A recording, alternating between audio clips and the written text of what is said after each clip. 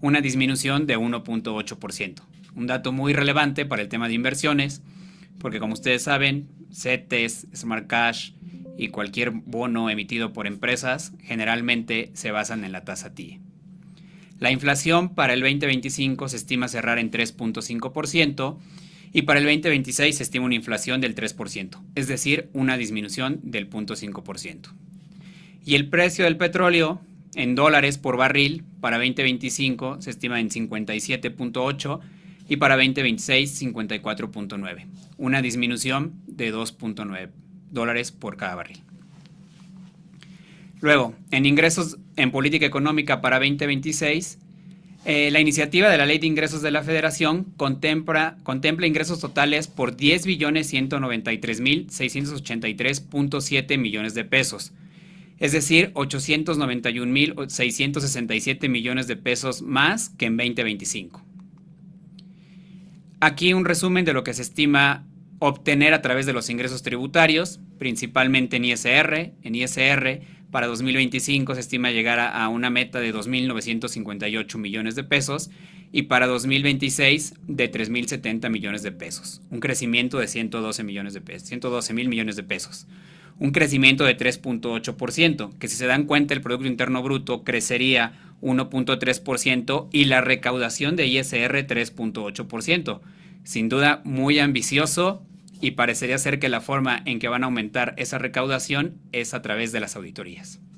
En tema del IVA también se estima un crecimiento de 1.514 millones de pesos a 1.599 millones de pesos, un crecimiento de 85 millones de pesos, 85.000 millones de pesos, y en porcentual 5.6%. Mismo caso en el IEPS. En el IEPS para el 2025 se estima en 739 millones de pesos, para 2026 762 millones de pesos, un crecimiento de 23.000 millones de pesos y en datos porcentuales 3.1%. Y ahí podrán ver otros datos relevantes de recaudación para llegar a un total de 5.849.000 millones de pesos, un crecimiento en recaudación total de 6.7%. Ahora vamos a pasar a las reformas fiscales relevantes en el sistema financiero. La tasa de retención para intereses.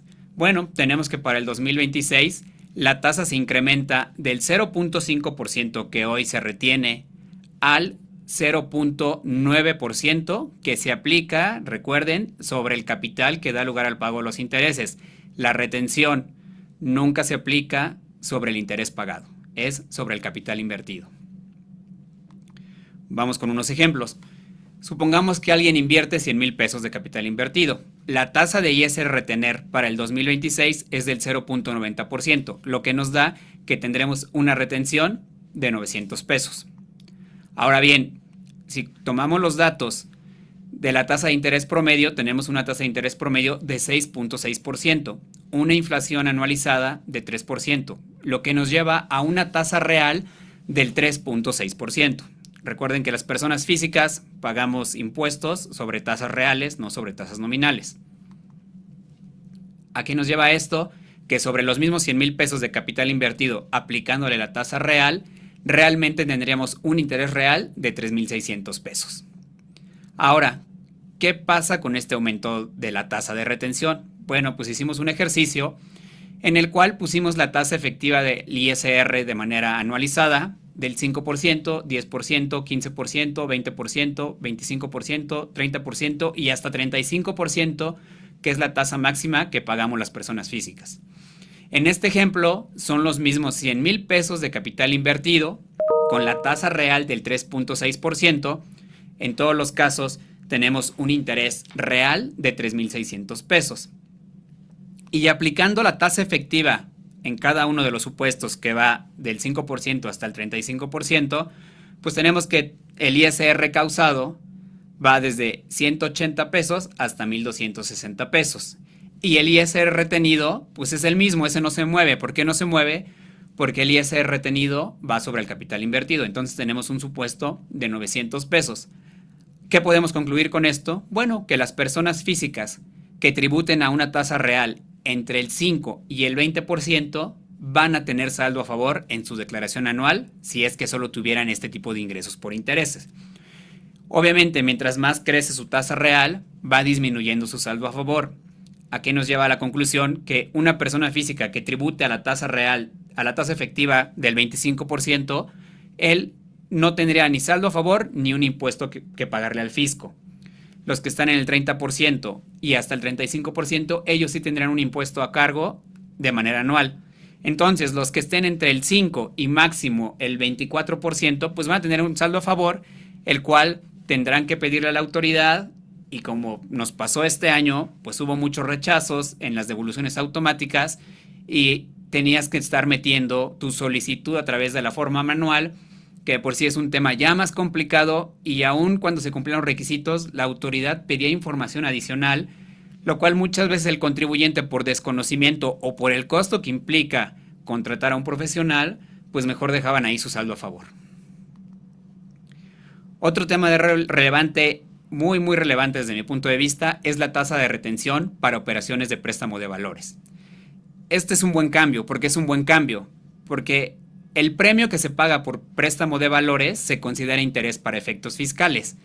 Y en el tema de intereses, la retención, como les decía, siempre se calcula sobre el capital invertido. Pero en este caso, lo que nos trae la reforma es que ahora la retención, en el caso exclusivo de préstamo de valores, no va a ser sobre el capital invertido, sino que se va a calcular sobre el premio pagado, es decir, sobre los intereses. ¿Y qué tasa se va a retener? Bueno, la tasa que se aprobó es la tasa del 9% sobre el interés. Y aplica tanto para préstamo de valores en directo, es decir, que nosotros en nuestro contrato con GBM querremos prestar valores, así como si invertimos a través de un fondo de inversión y ese fondo de inversión también realiza la operación de préstamo de valores. Y aquí tenemos un ejemplo. En el 2025, ¿qué pasa hoy? Bueno, hoy en día, mismo ejemplo del capital invertido de 100,000 pesos, que es la evaluación del préstamo. Aquí no es que ponga 100,000 pesos, sino que aquí se evalúa el préstamo de valores de 100,000 pesos. Un estimado de una tasa de premio por préstamo de valores es de 1%. Ahí que se obtiene pues un interés nominal de 1,000 pesos. Y para calcular la retención tenemos el mismo capital de los 100,000 pesos y la tasa de ISR a retener, si aplicáramos la tasa del 2026, que es del punto 90, tendríamos un ISR de 900 pesos. Lo que nos llevaría a un flujo neto de percibir 1,000 pesos del préstamo menos 900 del ISR, nos queda un flujo neto de 100 pesos. Se ve muy castigado nuestro rendimiento, el cual pues ya no lo podemos volver a reinvertir porque una parte se enteró al fisco como un pago provisional. No se pierde como tal ese pago, pero se pierde la posibilidad de seguirlo reinvirtiendo y que vaya creciendo. Ahora bien, con el cambio en 2026, el capital invertido son de 100,000 pesos, el premio pagado es del 1%, es decir que tenemos el mismo interés de 1,000 pesos, pero ahora la retención se va a aplicar sobre esos 1,000 pesos. ¿Y cuál es la tasa de retención? El 9%, lo que nos lleva al resultado de que solamente el ISR retener será de 90 pesos y por lo tanto el flujo neto que va a percibir el inversionista que da en préstamo de valores sus títulos, pues será de 910 pesos, los cuales podrá seguir reinvirtiendo y obviamente eso potencializa el rendimiento de sus inversiones. Otro de los cambios relevantes es la retención de ISR y de IVA por operaciones a través de plataformas tecnológicas. Todos los tipos de operaciones de Airbnb, las ventas a través de Amazon, Mercado Libre. Bien. Por enajenación de bienes, prestación de servicios, la retención del ISR pasa a la tasa del 2.5% en lugar del 1%, tanto para personas físicas como para personas morales. Aquí algo relevante es que esta tasa preferencial es siempre que entreguen su RFC. Si no entregan su RFC, la retención será del 20%, lo cual se vuelve muy gravoso.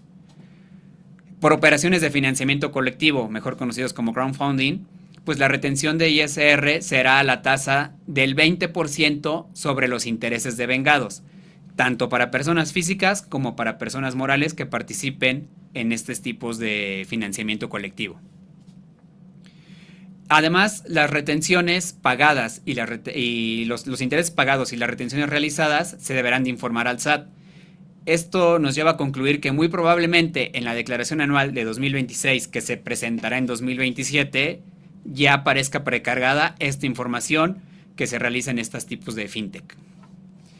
Del lado del IVA tenemos un cambio por operaciones de financiamiento colectivo, en el cual la retención del IVA será a la tasa del 16% sobre los intereses devengados en el momento del pago. Es decir, todo el IVA que está pagando la persona que se benefició del crédito colectivo lo va a tener que retener, lo va a retener la institución de crowdfunding y se lo enterará al fisco, y entonces a los contribuyentes ya solo nos llegará el puro interés ya sin el IVA.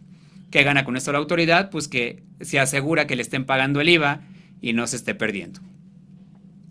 Además, hay una retención del 50% del IVA a personas morales que realicen venta de bienes, prestación de servicio o arrendamiento de bienes a través de plataformas tecnológicas, o del 100% del pago del IVA si el depósito se realiza en cuentas del extranjero. Nuevamente con una intención de que ese IVA no se pierda y la autoridad lo vea llegar a sus arcas. Otro cambio relevante en el sistema financiero que solo aplica a bancos son las cuotas al IPAB. El IPAB es el Instituto para la Protección al Ahorro del Bancario. Básicamente es un seguro de todas las personas que tenemos inversión, pues nuestro dinero ahorrado, ni siquiera inversiones, tanto inversiones como dinero ahorrado. Esas cuotas que pagan los bancos, pues con la reforma fiscal a partir del 2026 solamente podrán deducir el 25% de las cuotas, ya no podrán deducir el 100%. Todo esto, pues, podría resultar un poco injusto, sobre todo porque es un seguro que se paga para el ahorro de todos los mexicanos que tienen con las instituciones bancarias, y además, pues hay muchas instituciones bancarias que son nuevas y que no estuvieron por allá de los años 90 cuando se dio el tema del FOBAPROA. Pero bueno, esto es lo que se aprobó en la reforma. Y luego también hay un cambio relevante que también tiene afectación en los bancos, que es el tema de los créditos incobrables.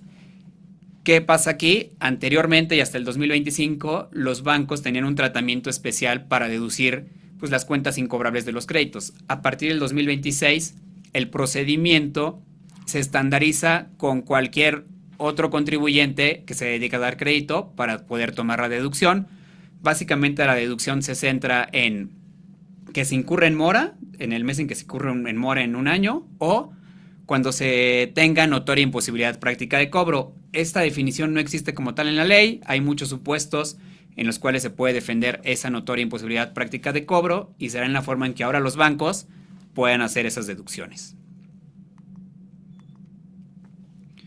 Un beneficio que se publica en este ejercicio en la Ley de Ingresos de la Federación, pues es el retorno de capitales del extranjero, mejor conocido como la repatriación.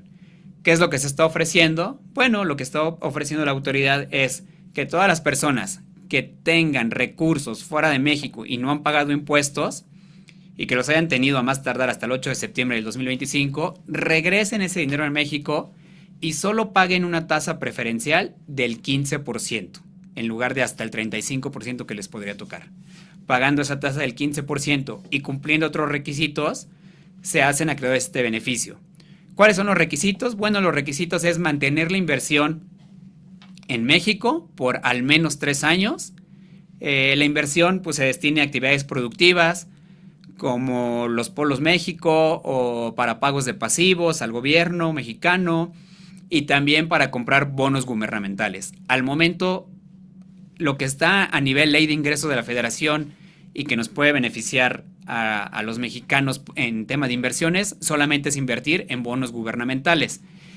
En el 2017 hubo otra repatriación. En esa repatriación sí se permitía invertir en acciones públicas mexicanas y también en bonos corporativos que emitían las empresas mexicanas. Este año no se puso eso, pero estamos en espera que en las reglas administrativas que publique el SAT, que estimamos se publiquen a finales de diciembre, se dé esa opción de que se abra el abanico de posibilidades de inversión y no solo se acote a bonos corporativos del gobierno.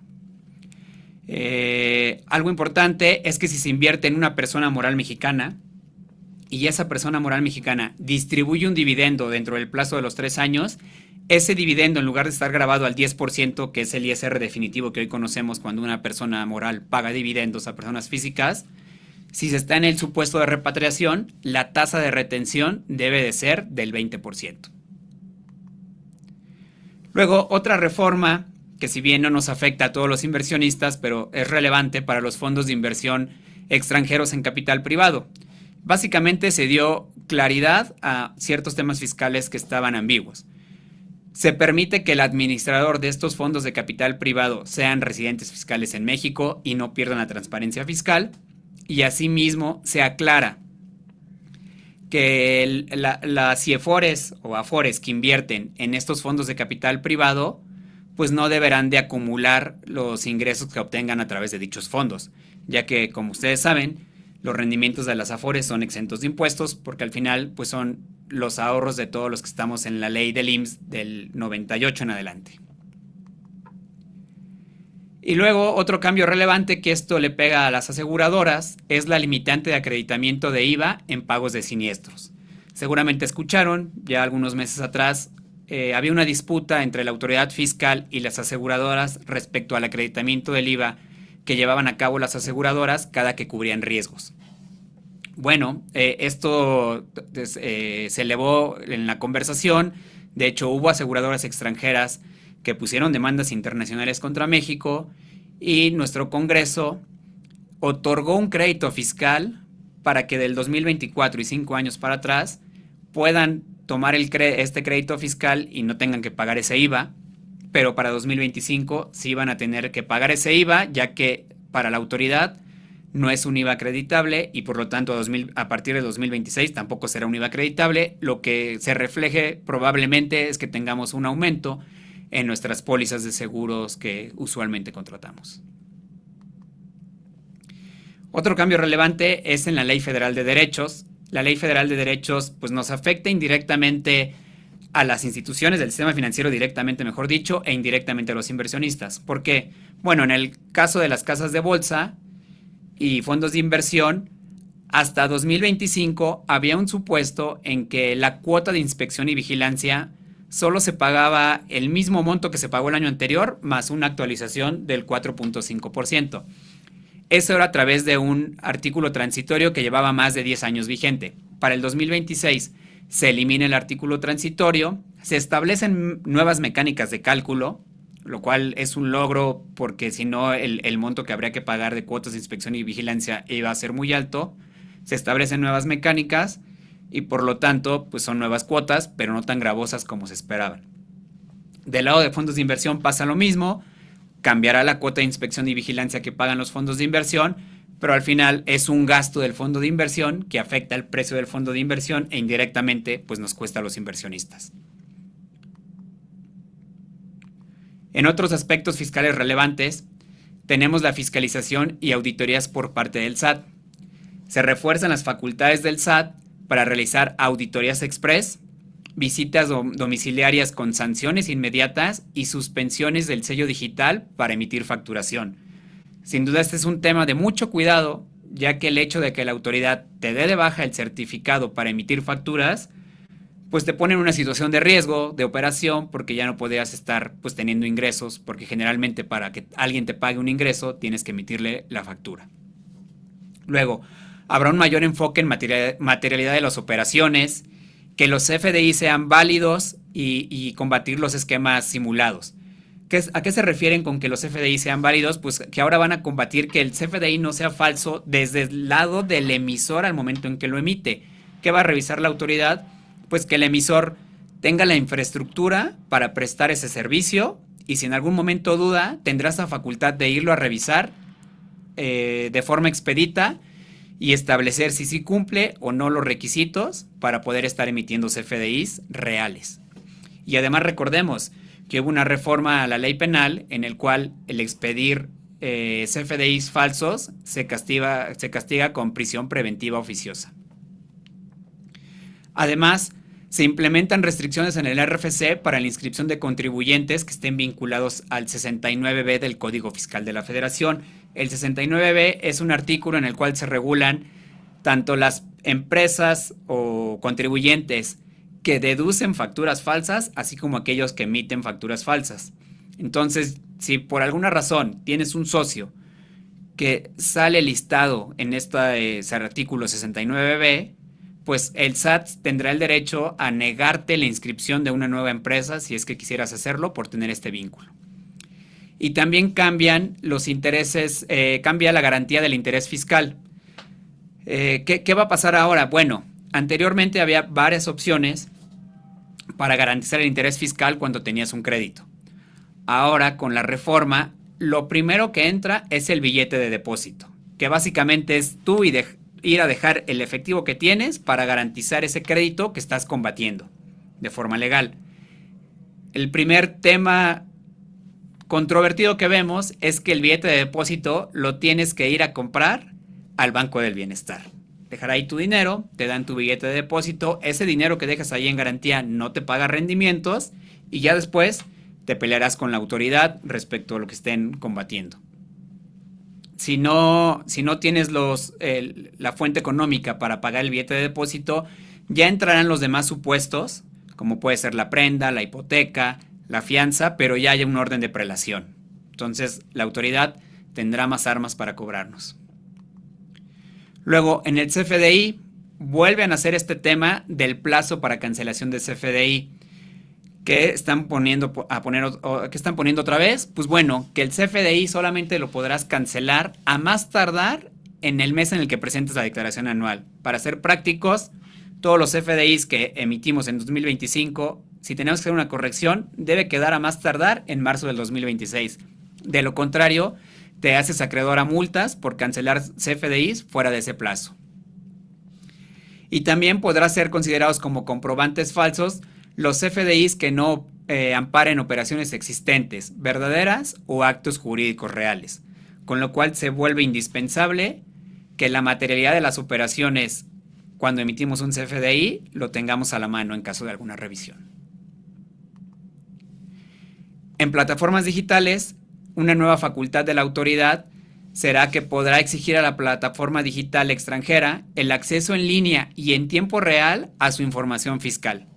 En caso de incumplimiento, se podrá solicitar el bloqueo inmediato de los servicios digitales. Seguramente esto lo escucharon mucho en redes sociales, que hasta hicieron muchos memes, que la autoridad fiscal ahora iba a poder ver pues tus matches en Tinder, tus conversaciones con tus amigos en Facebook, tus likes en Instagram. Al parecer, y lo aclaró la autoridad, todo esto solamente es con la intención de vigilar el correcto cumplimiento de las disposiciones fiscales. Ya veremos cómo se va explotando esto. Por otro lado, la tasa de recargos incrementa. La autoridad fiscal detectó que muchas veces los contribuyentes estaban financiando a través del SAT, es decir, en lugar de pagarle al fisco, ese dinero lo invertía, generaba mayores rendimientos y después ya me volteaba y le pagaba al fisco. Pues ahora está combatiendo esto. ¿Y cuál va a ser la forma? Bueno, pues la tasa de recargos para el 2026 por pagos extemporáneos será del 2.07% mensual. Este año es del 1.47, entonces el incremento es considerable. Estamos hablando de una tasa anualizada de más del 24%. Y para los pagos a plazos de hasta 12 meses será del 2.13%, 2.45% de 12 a 24 meses y más allá de 24 meses 2.96%. En el tema del IEPS hubo un aumento del impuesto en bebidas saborizadas, tabacos, juegos y sorteos y venta de videojuegos violentos. Pues bueno, esas fueron las propuestas y pasaron. Como siempre, la retórica de que una forma de combatir la mala alimentación, como son con los refrescos, es aumentarle el IEPS y nuevamente se aumenta el IEPS y ahora también alcanzó a las bebidas con edulcorantes. Se mantienen los estímulos fiscales en adquisición de diésel, autopistas e industria editorial. Se mantiene el estímulo fiscal de una condonación de multas y recargos y actos de ejecución. Esta condonación es del 100% de multas, recargos y gastos de ejecución para personas físicas y morales con ingresos acumulables de hasta 300 millones de pesos. Este rango aumentó, antes era, me parece que 60 millones. Para el 2026 se estima, o más bien se establece que será de hasta 300 millones de pesos para aquellas personas que tengan créditos fiscales, siempre que cumplan los requisitos que se establezcan, como es presentar las declaraciones, pagar el impuesto antes del 31 de diciembre del 2026 y en el caso de que estuvieran defendiéndose, desistirse de esos medios de defensa. Sin duda, pues es algo atractivo, nada más se paga el impuesto y la actualización, no se pagan multas, ni recargos, ni gastos de ejecución. Y bien, pues pasamos a la sección de preguntas. Me están ayudando a filtrar las preguntas, voy a revisarlas y trataremos de responder la mayor cantidad posible.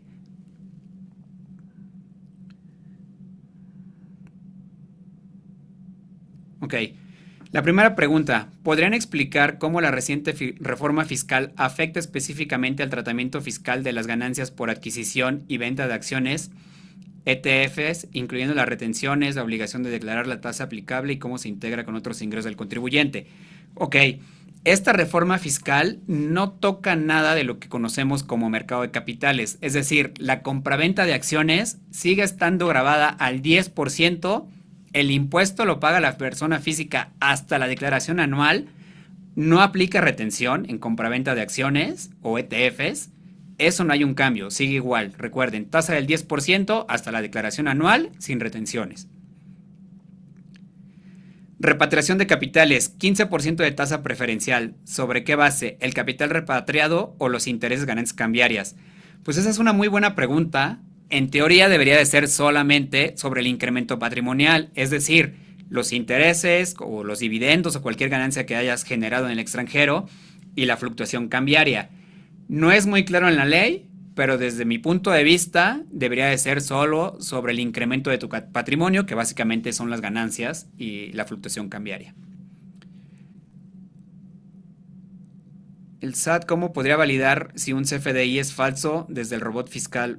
No sé a qué se refieren con el robot fiscal, pero el SAT puede validar si un CFDI es falso. Bueno, el SAT lo que hace es validar más bien de entrada con qué concepto o cuál es la actividad del contribuyente que está emitiendo el CFDI. Después ver los conceptos sobre los que se emiten los CFDIs.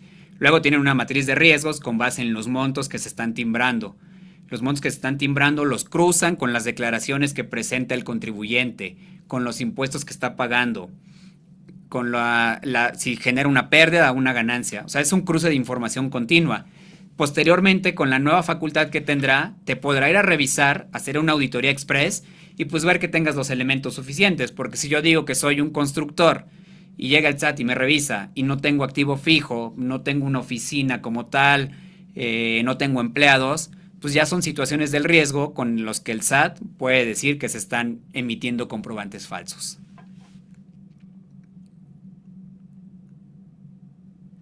Hay una pregunta que señala, si la autoridad quisiera aumentar también el impuesto a la enajenación de acciones, que actualmente es del 10% sobre la ganancia, ¿podría subirlo al 15 o al 20% en todo caso cuando así lo decida? La autoridad no lo puede subir, el SAT no tiene esa facultad. Para que suba la tasa tiene que pasar por el Congreso, ya sea una reforma del Ejecutivo o que en las propias cámaras nazca esta reforma y tiene que pasar por todo el proceso legislativo. No es que un día se despierte con ganas la autoridad y lo suba. Hay que pasar todo el proceso legislativo y no es tan sencillo. Y sí, sin duda lo puedes subir al 15, al 20 o a la tasa general del 35. Obviamente eso desincentivizaría el mercado, lo cual pues no es conveniente, ¿no? ¿Hay algún cambio en los impuestos para inversiones en el extranjero? No, no hay ningún cambio. Las inversiones en el extranjero pagan la tasa del 35%, es decir, pagan la tasa general de hasta el 35%, depende de cada persona, y no hay un cambio, solo este beneficio de que si tienes ingresos del extranjero y los repatrias, puedes acceder a esta tasa del 15%. ¿Hay alguna reforma sobre ingresos por criptomonedas? No, al día de hoy todavía no se regula para temas fiscales las criptomonedas, sigue estando en el aire.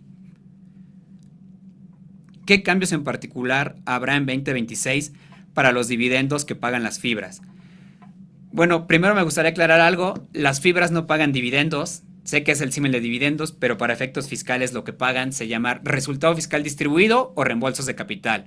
En el caso de resultados fiscales distribuidos, se paga la tasa normal del 35% en tu declaración anual, pero La casa de bolsa te retiene el 30%, es decir, en tu anual ya solo deberías hasta el 5% si tu tasa efectiva fuera del 35%. Si tu tasa efectiva es menor, obtendrías un saldo a favor. En el caso de los reembolsos de capital que pagan las fibras, no es un ingreso.